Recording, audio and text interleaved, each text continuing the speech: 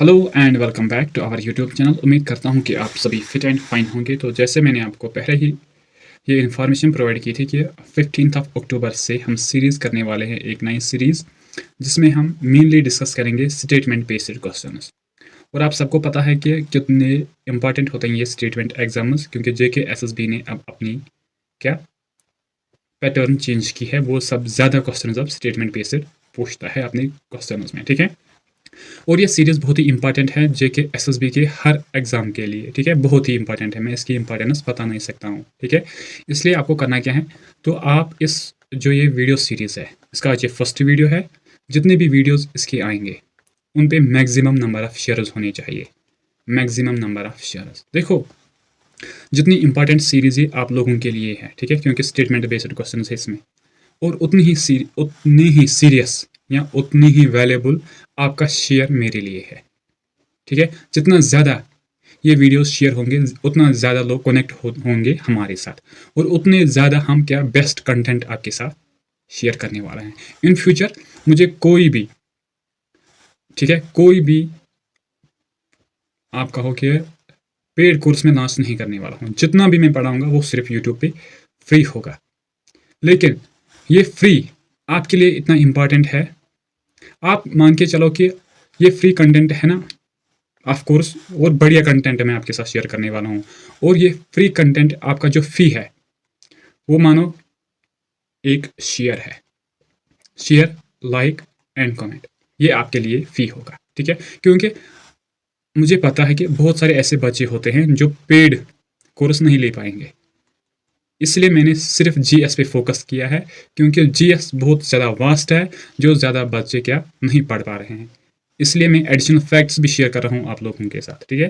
तो इन चीज़ों को नज़र में रख के आपको अब इसकी इंपॉर्टेंस समझ में आ चुकी होगी कि कितना इंपॉर्टेंट है आपका शेयर हमारे लिए, ठीक है। तो इसके अलावा इसमें से बहुत सारे क्वेश्चंस पे हम डिस्कस करते हैं, geography of India, Jammu and Kashmir, history, और सभी चीज़ों के लिए ये क्या बेस्ट है। आप खुद देखो पहले वीडियो को फ्रॉम द बिगिनिंग से एंड तक देखो, फिर देखो कि कितनी बड़ी सीरीज़ें होने वाली है, इसलिए इसके मैक्सिमम शेयर्स होने चाहिए, ठीक है। तो let's start with the first question. I hope जो बातें मैंने आपको कही है ये बातें आप हमेशा जहन में रखोगे कि हमें क्या, जो ये सीरीज़ है, जितनी इंपॉर्टेंट आप लोगों के लिए ये सीरीज़ है और उतनी ही इंपॉर्टेंट आपका शेयर मेरे लिए है, ठीक है। तो देखो क्या होता है कि टू बी ऑनेस्ट, इंसान कोई भी इनिशिएटिव लेता है सो डैट कि उसकी जो अर्निंग होगी वो होनी चाहिए, ठीक है। और जब तक आप इस काम में सपोर्ट नहीं करोगे तब तक ये अर्निंग अच्छी नहीं हो जाएगी, ठीक है। आपको फ्री कंटेंट मिल रहा है, लेकिन इसका मतलब ये नहीं है कि जो आपका सर पढ़ा रहा है उसको पैसे की ज़रूरत नहीं होगी। हर किसी को पैसे की ज़रूरत होती है, ठीक है। हर किसी को अपने टाइप का स्ट्रगल होता है लाइफ में, ठीक है, राइट।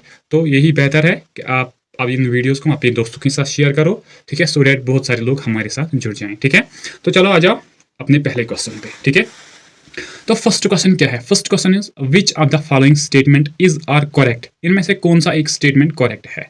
और एक और चीज, ये जो सीरीज है ये क्या, इसकी स्पीड मैं स्लो कर दूंगा यहां से, क्योंकि इसमें बहुत सारे कॉन्सेप्ट्स है जो आपको समझ आने चाहिए। फिर आप अपने हिसाब से क्या इसकी जो क्या स्पीड है वो आप इंक्रीज कर सकते हो यूट्यूब पे जाकर, ठीक है। लेकिन मैं स्लोली आपके साथ ये सभी चीज़ों को शेयर करने वाला हूँ, ठीक है। आ जाए यहाँ पे। फर्स्ट क्या है? First is on 21 March and 23 सितंबर, days of the sun fall on the equator.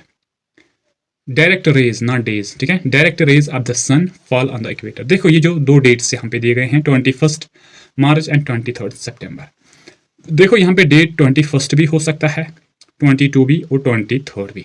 ये तीनों डेट आप याद रखो।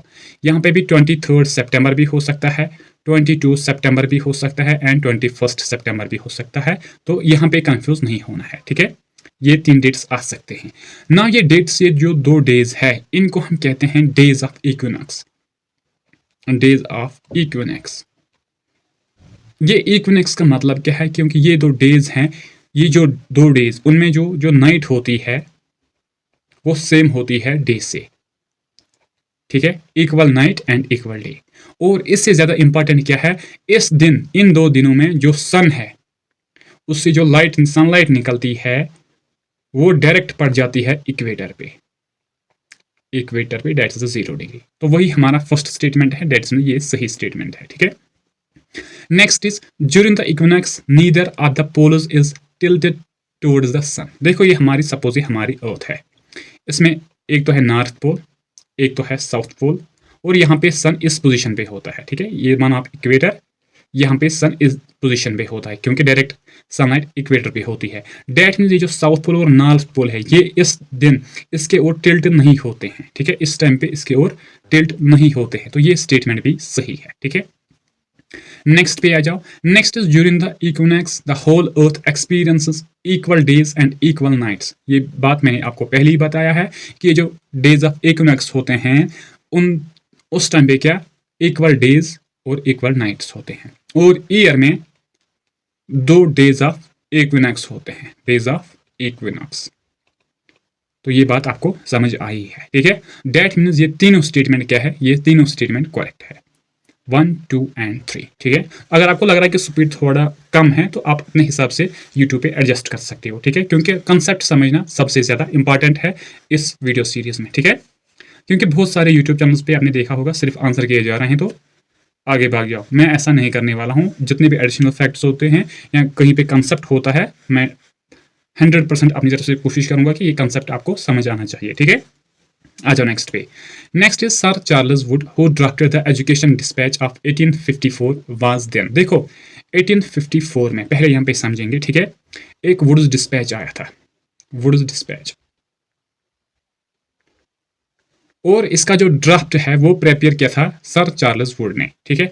और इसमें क्या क्या चीज़ें थी वो हमारे लिए इंपॉर्टेंट है। फिर हमें पोस्ट बताना है इस सर चार्ल्स वुड का क्या था, तो वो हम फिर देखेंगे। लेकिन पहले हम देखेंगे इस वुड्स डिस्पैच में कौन कौन सी चीज़ें थी। तो फर्स्ट जो थिंग जिस पे फोकस किया गया था through this dispatch, that was the female education, female education, ठीक है, राइट। सेकेंड थिंग जो था डेट वाज कि उसने कहा कि ये जो प्राइमरी लेवल है, स्कूलिंग की जो प्राइमरी लेवल है, उसमें यूज होनी चाहिए क्या, vernacular language. Vernacular language, vernacular language का मतलब क्या है, mother tongue, mother tongue use होनी चाहिए थी। और इसी ने फोकस किया है किस पे, कि ये जो इंग्लिश लैंग्वेज है, इंग्लिश लैंग्वेज है वो यूज होनी चाहिए हायर लेवल पे। और इसी के अंडर बात की गई थी कि इंडिया में यूनिवर्सिटीज हमें बनानी है, ठीक है। कौन कौन सी यूनिवर्सिटी और कहाँ कहाँ पे पता है किसी को? कलकत्ता में, कलकत्ता में और बम्बई में, बम्बई एंड मद्रास, क्योंकि ये उस टाइम पे क्या प्रोविंसेस थी, ठीक है। तो इन तीनों प्रोविंसेस में क्या बात की गई थी, एस्टेब्लिशमेंट ऑफ यूनिवर्सिटीज की बात की गई थी, और फिर इनको एस्टेब्लिश किया गया था 1857 में, ठीक है, राइट। अब हमें बताना है कि चार्ल्स वुड ने ड्राफ्ट प्रिपेयर किया था इस वुड्स डिस्पैच का, तो उसकी जो पोजीशन थी वो क्या थी, हमें पोजीशन बतानी है। That is he was the president of the board of control. तो ऑप्शन नंबर 3 हमारा करेक्ट आंसर हो जाएगा, ठीक है। आ जाओ नेक्स्ट पे। ये कंटेंट आपको बहुत रेयर देखने को मिलेगा, ठीक है, इसलिए जो एडिशनल फैक्ट्स है अपने नोट्स में ऐड किया करो, ठीक है, और वीडियोस को शेयर करो। आ जाओ यहाँ पे क्वेश्चन है असर्शन एंड रीजन का। देखो ये असर्शन भी जमींदारी सिस्टम के रिलेटेड करेक्ट है, मैं पहले ही बता देता हूँ, फिर देख लेना, हम देखेंगे इसके बगैर कि ये पॉइंट्स भी कवर होनी चाहिए। और रीजन ये भी करेक्ट है रिगार्डिंग जमींदारी सिस्टम। और ये जो असर्शन है, रीजन इसका करेक्ट एक्सप्लेनेशन नहीं है, ठीक है, क्योंकि मैंने क्वेश्चन बनाया है, मैंने क्वेश्चन पढ़ा है, तो ये आंसर हो जाएगा। लेकिन ये दो चीजें पार्ट है किसके, जमींदारी सिस्टम के, ठीक है। Now we are going discuss about the zamindari system, फिर ये दो पार्ट आपको क्या क्लियर हो जाएंगे, फिर आप आंसर खुद करोगे, ठीक है। इसलिए मैंने क्वेश्चन को नहीं पढ़ा है। यहां पे आ जाओ, जमींदारी सिस्टम, जमींदारी सिस्टम, यहां आपने नाम सुना होगा किसका, बताओ, permanent settlement, permanent settlement, settlement जो इंट्रोड्यूस किया गया था 1792 में, 1903 में, ठीक है। किसने, लॉर्ड कॉर्नवालिस ने।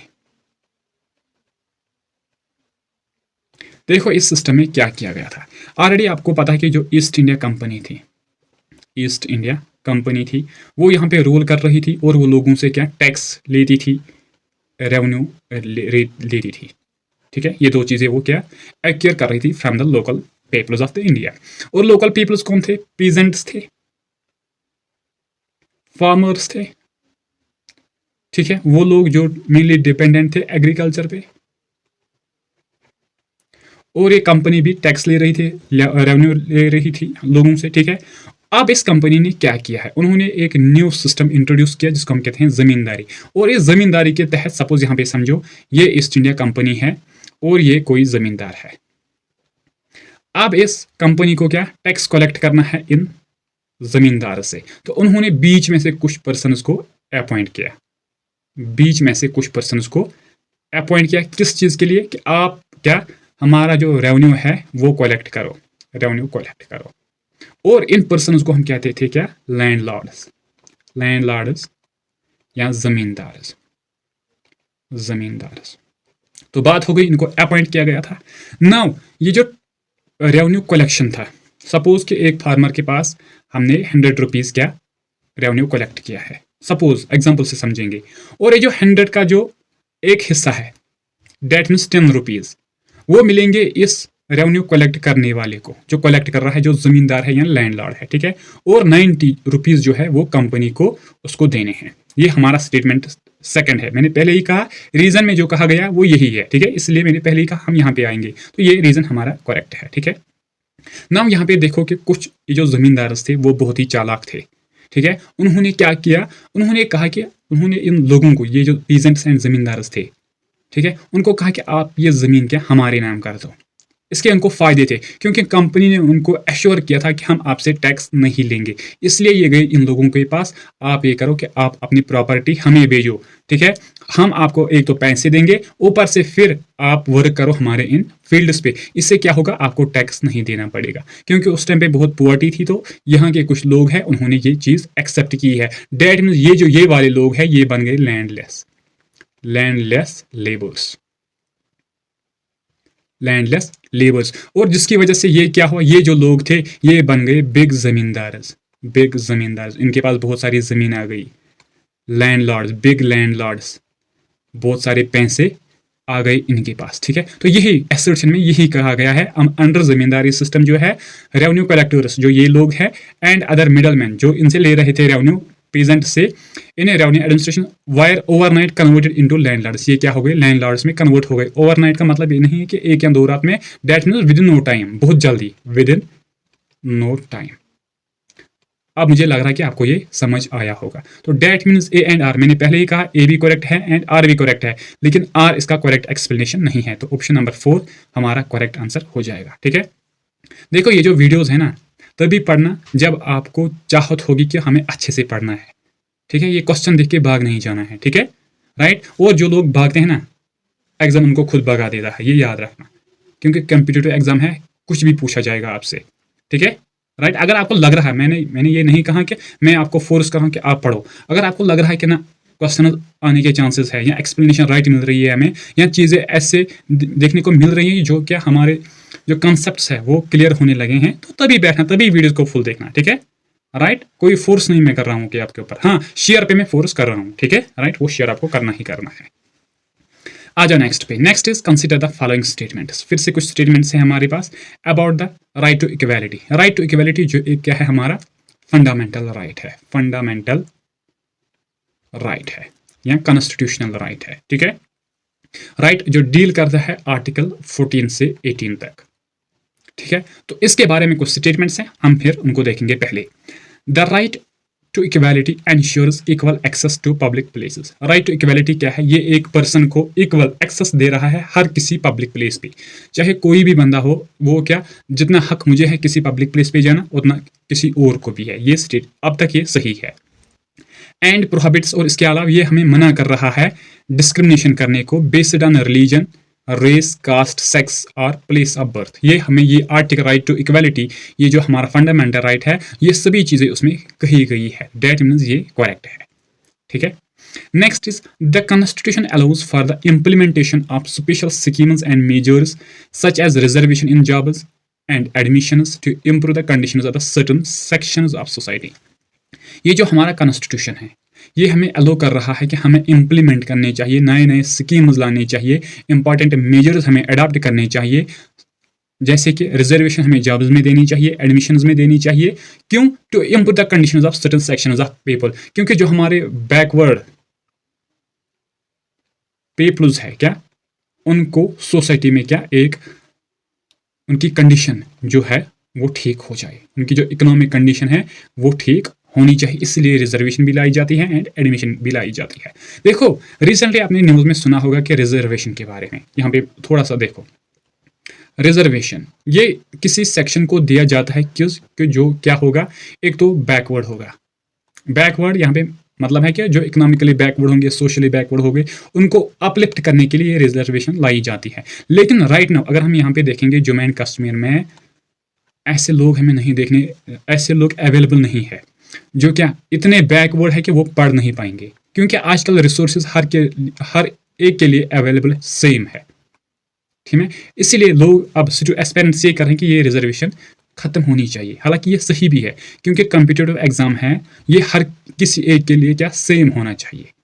देन ये डिपेंडेंट है कौन कितना हार्ड वर्क करेगा, ठीक है, राइट। क्योंकि जब सभी एक प्लेटफॉर्म पे आ जाएंगे, फिर ये बेस्ट होगा कि जो भी इंसान क्या ईमानदारी से मेहनत करेगा वही कामयाब हो जाएगा, ठीक है, राइट। तो छोड़ो इस मैटर को यहीं पे। तो जो क्वेश्चन है हमें क्या बताना था, करेक्ट कौन सा है, दैट मीन्स ये दोनों स्टेटमेंट्स करेक्ट है। राइट टू इक्वालिटी ये चीजें कह रहा है कि, और कॉन्स्टिट्यूशन ने ही हमें अलो किया है रिजर्वेशन इन चीजों के लिए, that means both 1 and 2 are correct, ठीक है। आ जाओ नेक्स्ट पे,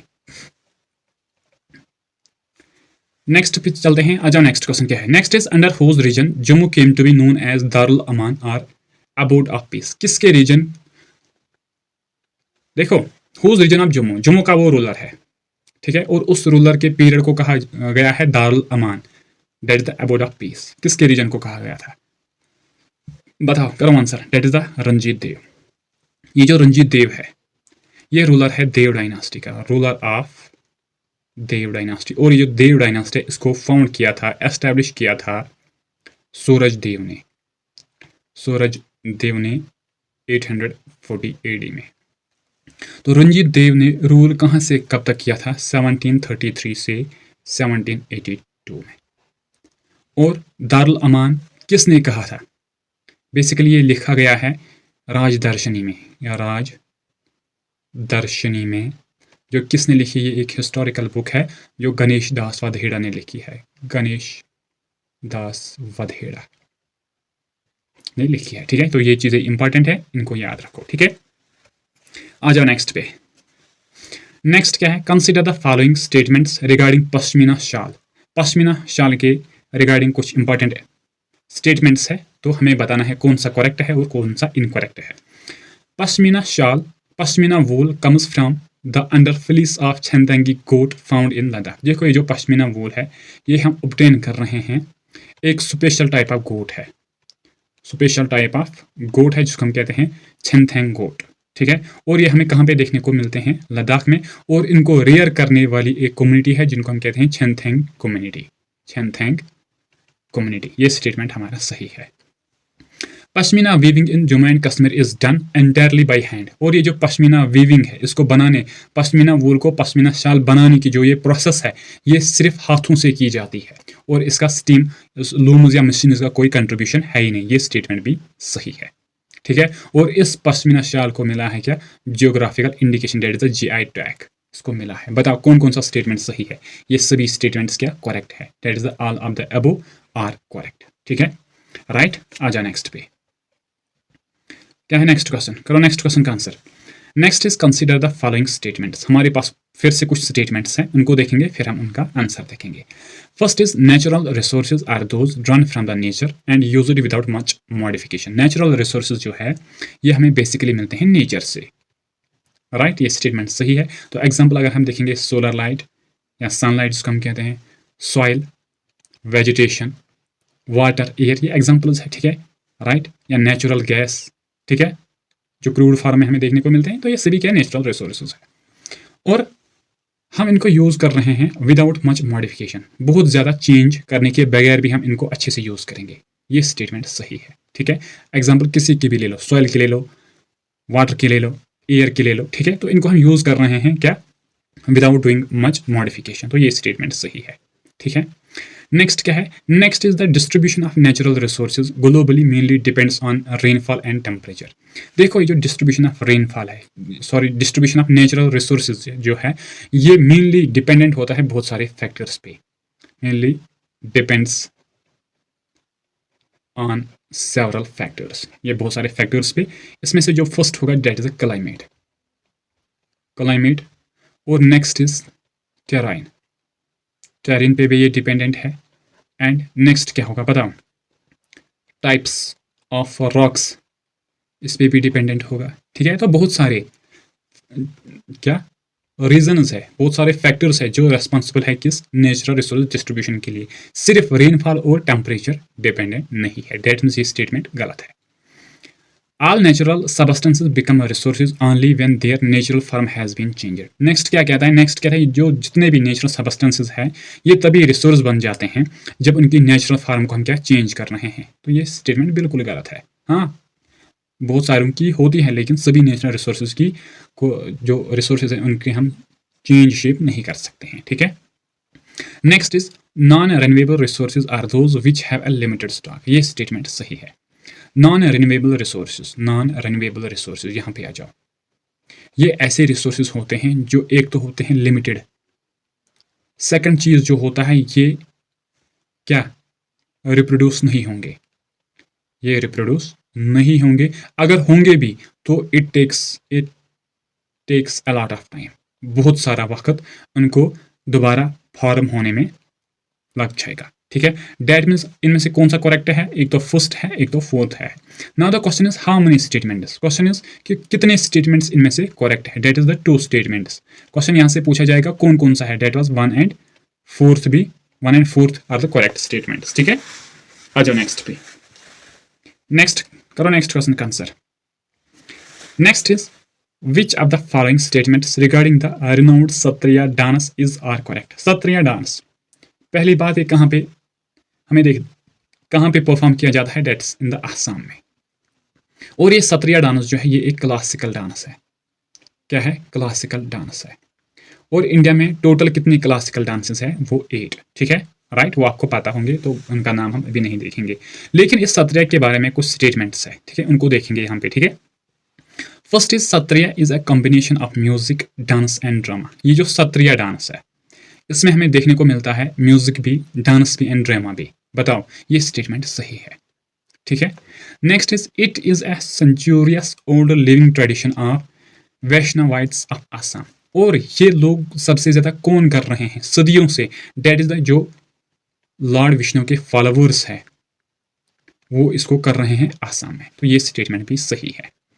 It is based on classical ragas and talas of devotional songs composed by Tulsidas, Kabir and Mirabai. ये स्टेटमेंट गलत है, तो हमें बताना है करेक्ट कौन सा है। That is 1 and 2, option number B हमारा करेक्ट आंसर है। तो कमेंट सेक्शन में आप बताओ इंडिया में कौन कौन सी क्लासिकल डांसेस हैं। वो 8 है, मैंने आपको बताया है। 9 उनके नाम यहाँ पे आप बताओ, जैसे भारतनाट्यम एक है, ये कहाँ तमिलनाडु में है। ऐसे ही जो रेस्ट वंस है उनको आप इसी तरह कमेंट सेक्शन में मेंशन करोगे। ठीक है, आ जाओ नेक्स्ट पे। क्या है next question. Next is ecology is permanent economy is the slogan of which movement. Ecology क्या, ये एक परमानेंट इकोनॉमी है। पहले ये किसने कहा था, ये कहा था सुंदरलाल बहुगाना जी ने, बहुगाना जी ने। अब आपको पता चल चुका होगा कि ये किस मूवमेंट का क्या स्लोगन है। That is the Chipko movement. और इस चिपको मूवमेंट को हम कहते हैं hug the trees movement, hug the trees movement, जो स्टार्ट की गई थी 1973 में। कहाँ पे, उत्तराखंड में। और सबसे जो इंपॉर्टेंट बात है इस मूवमेंट की, इसमें वाइडली पार्टिसिपेट किया था, वाइडली पार्टिसिपेटेड बाय वुमेन्स या वुमन। ठीक है, वुमन पार्टिसिपेशन इसमें सबसे ज़्यादा हमें देखने को मिलती है। अगर हम एग्जाम्पल की बात करेंगे, गोरा देवी, आई थिंक यही उसका नाम था। हाँ, गौरी देवी या गोरा देवी, तो यही सेम उसका नाम था। ठीक है, और इसको कहा जाता है फेमिनिस्ट मूवमेंट भी, फेमिनिस्ट मूवमेंट। और ये जो मूवमेंट थी ना तो ये फ्रीडम के लिए लड़ी गई थी, फ्रीडम मूवमेंट ये थी नहीं, बिल्कुल ये फिर क्या मूवमेंट थी, trees conservation movement, trees conservation movement, इस मूवमेंट को स्टार्ट किया गया था ट्रीज को बचाने के लिए। ठीक है, राइट, ऑप्शन नंबर 3 हमारा करेक्ट आंसर हो जाएगा। ठीक है, आ जाओ नेक्स्ट पे। नेक्स्ट क्या है, next is which of the following is not a feature of Indian federal system. इनमें से कौन सा एक फीचर नहीं है इंडियन फेडरल सिस्टम का। देखो, फेडरल सिस्टम हम उस चीज को कहते हैं, उस टाइप ऑफ गवर्नमेंट को कहते हैं जिसमें क्या डिस्ट्रीब्यूशन ऑफ पावर्स या शेयरिंग ऑफ पावर्स होगा। ठीक है, और इंडिया में फेडरल स्ट्रक्चर जो है वो 3 हिस्सों, इंडियन गवर्नमेंट जो है ये फेडरल है क्योंकि इसमें पावर डिवाइड किया गया है 3 टायर्स में, एक तो स्टेट गवर्नमेंट में, एक तो सेंटर में पहले, देन स्टेट में, फिर लोकल में। ठीक है, नाउ यहाँ पे कुछ पॉइंट्स हैं उनको भी हम देखेंगे। और ये जो स्टेट गवर्नमेंट है, सेंट्रल गवर्नमेंट है या लोकल गवर्नमेंट है, इनकी अलग अलग अपनी अपनी रिस्पॉन्सिबिलिटीज़ है। हर कोई रेस्पॉन्सिबल है, हर किसी को अपनी जिम्मेदारीज है, लॉज है, रेगुलेशंस है। ठीक है, राइट। तो यहाँ पे देखो, जो हमें क्या बताना है, नॉट फीचर, तो रिटन कॉन्स्टिट्यूशन ये इंडिया फेडरलिज्म सिस्टम का फीचर है क्योंकि इंडिया का जो कॉन्स्टिट्यूशन है वो एक तो रिटन कॉन्स्टिट्यूशन है, नेक्स्ट इज लेंथीएस्ट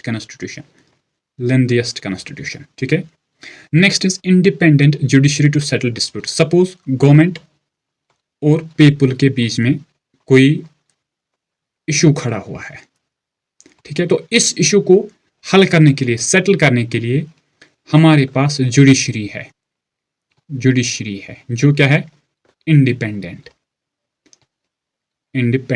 ये सॉल्व कर सकती है इस इशू को, चाहे वो गवर्नमेंट के हक में हो या पीपल के हक में हो। ठीक है, ये डिसाइड करेगा जुडिशरी। ठीक है, सिंगल टायर गवर्नमेंट ये नहीं है। ठीक है, division of powers between the centre and the state ये सही है। देखो, आपने पढ़े होंगे state list, concurrent list, residuary powers, ये सभी आपने पढ़े होंगे। ठीक है, तो ये क्या डिवाइड कर रहे हैं, powers between the centre and the state, और डिफाइन कर रहे हैं कि सेंटर किस पे रूल बनाएगा, स्टेट को किस पे रूल बनाएगा, किस पे दोनों बनाएंगे, किस पे ज़्यादा मर्जी चलेगी। तो ये सभी चीज़ें इसमें लिखी गई है। तो हमें क्या बताना है, not, that is the single tyre government. ठीक है, तो ये करेक्ट आंसर हो जाएगा। आ जाओ नेक्स्ट पे। क्वेश्चन समझ आ रहे हैं या नहीं, कमेंट सेक्शन में बताया करो कि क्वेश्चन समझ आनी चाहिए। ठीक है, नेक्स्ट क्या है, environmental degradation means. Environmental degradation का मतलब क्या है, कौन कौन सा चीज़ इसमें इन्वॉल्व है जो रिस्पॉन्सिबल है एनवायरमेंटल डिग्रेडेशन से।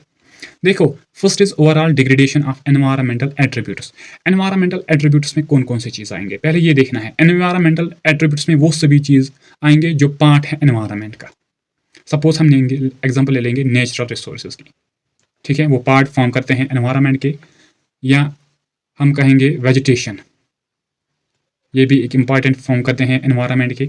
और नेक्स्ट हम जो बात करेंगे डेट इज द, बताओ किसकी, इकोसिस्टम, ये भी पार्ट फॉर्म कर रहे हैं किसके, एनवायरमेंट के। ये और इन चीज़ों की डिग्रेडेशन, अगर हम इन चीज़ों की डिग्रेडेशन करेंगे, that means we have done the degradation of environment, that means ये चीज़ इसमें आने को है। ठीक है, ये स्टेटमेंट इसमें आएगा। Next is adverse changes brought in by human activities. देखो, ह्यूमन एक्टिविटीज़ हम मेजरली क्या कर रहे हैं, माइनिंग कर रहे हैं, कमर्शियल फार्मिंग हम कर रहे हैं, हम फर्टिलाइजर सबसे ज़्यादा यूज़ कर रहे हैं। ठीक है, और इसके अलावा हम क्या कर रहे हैं, डिफॉरेस्टेशन कर रहे हैं, यही हमारी एक्टिविटीज़ है ना, या फैक्ट्रीज ज़्यादा सेटअप कर रहे हैं। तो ये सभी चीज़ें हम ये अपनी बेहतरी के लिए यूज़ कर रहे हैं, लेकिन इनका जो नेगेटिव इम्पैक्ट है वो डायरेक्टली रिस्पॉन्सिबल है एनवायरमेंटल डिग्रेडेशन पे। दैट मीन्स ये स्टेटमेंट भी इसके अंडर आएगा। Ecological imbalance because of ecological diversity. Ecological imbalance हो जाती है क्योंकि हमने क्या, जो बायोडाइवर्सिटी है इसको हार्म हम पहुंचा रहे हैं, क्योंकि हम हैबिटेट लॉस करवा रहे हैं जो वाइल्ड लाइफ स्पीशीज़ हैं। तो ये भी इसमें आएगा। That is the all of the above will be the correct answer. ठीक है, आ जाओ नेक्स्ट पे, करो नेक्स्ट क्वेश्चन का आंसर क्या है। Next is during the reign of Sultan Zainul Abidin Rajatarangini was translated into Persian by. देखो, राज तरंगनी, तब तक आप क्वेश्चन का आंसर करो, जिसको लिखा था पंडित कलहना ने, और फिर इसका नाम क्या रखा, उसको पर्शियन में ट्रांसलेट किया गया था, फिर नाम क्या रखा, ये दोनों चीज़ें आप बताओ। पंडित कलहना ने लिखी थी 1148 से 1150 जैसिमा के टाइम पे, ये आपको पता होगी, और किस लैंग्वेज में संस्कृत लैंग्वेज में, ठीक है। और ये जो बुक है इसको फिर ट्रांसलेट किया गया है डिफरेंट डिफरेंट लैंग्वेजेस में। नाउ क्वेश्चन इज कि पर्शियन में किसने इसको ट्रांसलेट किया था? डेट वाज मुल्ला अहमद। किसने किया था? मुल्ला अहमद। और इसने नाम रखा था कौन? बताओ, पता है आपको? Date is बहरुल अस्मार। बहरुल अस्मार, जिसका मतलब क्या है? The sea of tales. The sea of tales. और ए स्टेन ने इसको किस में ट्रांसलेट किया था? डेट्स इनटू द इंग्लिश, ठीक है। राइट आंसर क्या होगा? ऑप्शन ए हमारा करेक्ट आंसर हो जाएगा। आ जाओ नेक्स्ट पे। Next is which of the following is not a constitutional body. इनमें से कौन सा एक क्या कॉन्स्टिट्यूशनल बॉडी है ही नहीं? कॉन्स्टिट्यूशनल बॉडी का मतलब क्या है? इसका हमें रेफरेंसेस रिकॉर्ड्स में रहे कॉन्स्टिट्यूशन में। दैट मीन्स वो बॉडी जो कॉन्स्टिट्यूशन में दर्ज होती है उसको हम कहते हैं कॉन्स्टिट्यूशनल बॉडी। लेकिन क्वेश्चन में हमें नॉट बताना है कौन सी एक नहीं है, तो दैट इज द नीति Aayog. NITI Aayog is not the constitutional body, ठीक है, बल्कि we call it think tank of government. Think tank of government, जिसको बनाया गया था 2015 में, ठीक है। और इसने किसके प्लेस पे? इसको हम कहते थे प्लानिंग कमीशन। प्लानिंग कमीशन को इसने रिप्लेस किया था, ठीक है, राइट। और जो इसका हेड होता है that is the PM of India. PM of India, ठीक है। तो अब यहाँ पे फाइनेंस कमीशन जो है इसके बारे में हमें कॉन्स्टिट्यूशन में देखने को मिलता है under the article 280, article number 280, ठीक है। Then national commission for scheduled tribals, ये इंपॉर्टेंट है, ठीक है। इसको फाउंड किया गया था, बनाया गया था इस कमीशन को 2004 में, ठीक है। और इसके लिए कौन सा एक कॉन्स्टिट्यूशनल अमेंडमेंट लाया गया था? देखो, कॉन्स्टिट्यूशन में कोई भी बात ऐड करनी है या खत्म करनी है उसके लिए कॉन्स्टिट्यूशन अमेंडमेंट करना जरूरी है। तो इस चीज के लिए जो कॉन्स्टिट्यूशन अमेंडमेंट नंबर 89 था 2003 का, तो वो पास किया गया था इस चीज को लाने के लिए, ठीक है। फिर 2004 में इसको एस्टेब्लिश किया गया था अंडर आर्टिकल नंबर 338B, ठीक है। तो ये आर्टिकल जरूरी है जो डील कर रहा है किसके साथ? National commission for scheduled tribals. Election commission की अगर हम बात करेंगे, आर्टिकल नंबर कौन सा है? 324। और आर्टिकल नंबर 326 जो है वो हमें क्या कहता है? Right to vote. Right to vote. और ये जो इलेक्शन कमीशन है, इंडिया में बहुत सारे इलेक्शंस होते हैं, ठीक है।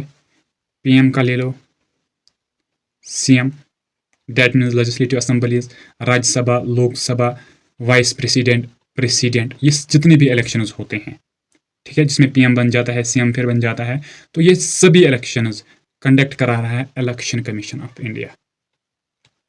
स्टेट में कोई इलेक्शन हो वो भी कौन करा रहा है? Election commission of India. फिर स्टेट इलेक्शन कमीशन को क्यों बनाया गया है? क्योंकि स्टेट इलेक्शन कमीशन कंडक्ट करा रहा है कौन से इलेक्शन? पंचायत एंड म्यूनिसिपैलिटी के, दैट इज लोकल गवर्नेंस के इलेक्शंस कौन कंडक्ट करा रहा है? स्टेट इलेक्शन कमीशन, ठीक है। तो आंसर क्या होगा? नीति आयोग। आ जाओ नेक्स्ट क्वेश्चन पे। Next is who established translation bureau Darul तर्जुमा। दारुल तर्जुमा को किसने एस्टैब्लिश किया था? और ये वही है, वही ब्यूरो है जहां पे अरबिक वर्क्स जो थी, पर्शियन वर्क्स जो थी regarding the philosophy and history, इनको ट्रांसलेट किया जाता था संस्कृत, हिंदी एंड डोगरी में। तो इसको बनाया था किसने? रणबीर सिंह ने, ठीक है। और ये जितने भी रूलर्स हैं ये एक डायनास्टी को बिलोंग कर रहे थे, that is the Dogra dynasty. Dogra dynasty, जिसका फर्स्ट रूलर था गुलाब सिंह और लास्ट था हरी सिंह। हरी सिंह, ठीक है। और इस हरी सिंह ने इंस्ट्रूमेंट ऑफ एक्सेशन साइन किया था इंडिया के साथ, ठीक है, ये याद रख लेना, ठीक है। आ जाओ नेक्स्ट पे। Next is urbanisation and industrialisation is harmful. Urbanisation का मतलब क्या है? देखो, expanding and developing of cities को हम कहते हैं क्या? अर्बनाइजेशन। और इंडस्ट्रियलाइजेशन क्या है? इंडस्ट्रियलाइजेशन का मतलब क्या है? Coming and development of factories, इसको हम कहेंगे इंडस्ट्रियलाइजेशन। और ये हार्मफुल है किस किस चीज़ के लिए? For balanced development. यहाँ पे समझो बैलेंस्ड डेवलपमेंट का मतलब क्या है?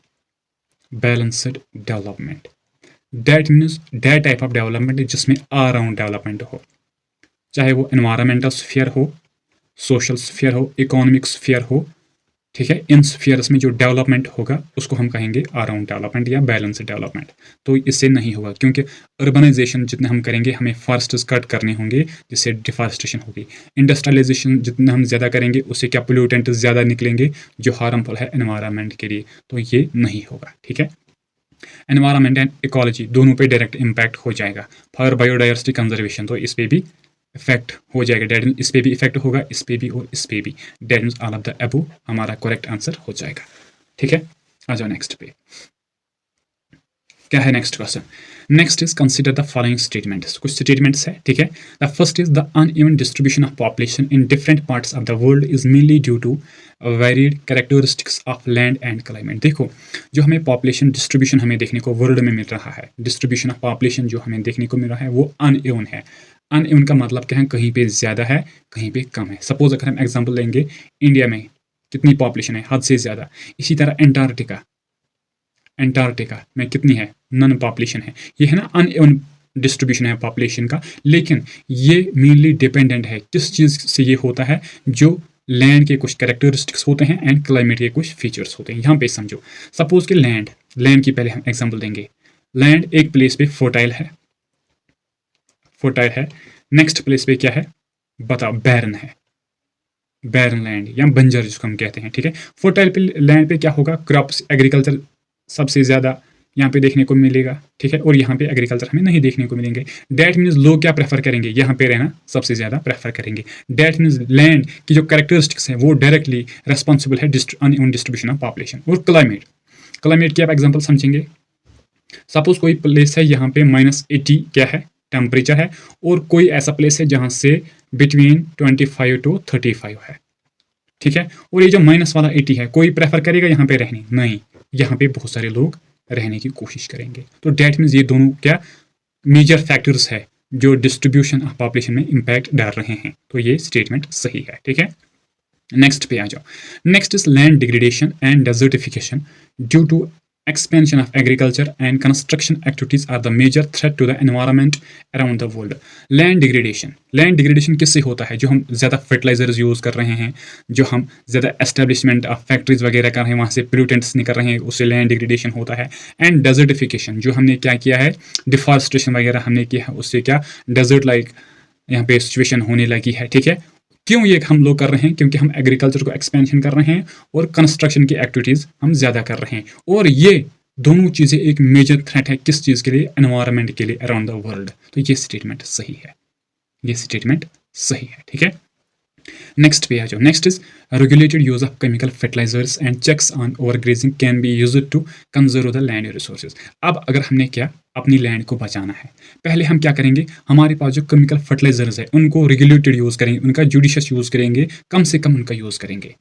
और ओवरग्रेजिंग जैसी एक्टिविटीज़ को हम क्या कम करेंगे, हम इस पर नज़र रखेंगे। डैट मीन्स ये हमें हेल्प करेगा किस चीज़ के लिए? लैंड रिसोर्स को कंजर्व करने के लिए, प्रोटेक्ट करने के लिए। तो ये स्टेटमेंट भी हमारा सही हो जाएगा। ठीक है। डैट मीन्स हमें करेक्ट बताना था, तो ये सभी स्टेटमेंट्स क्या करेक्ट है। ठीक है। आ जाओ नेक्स्ट पे।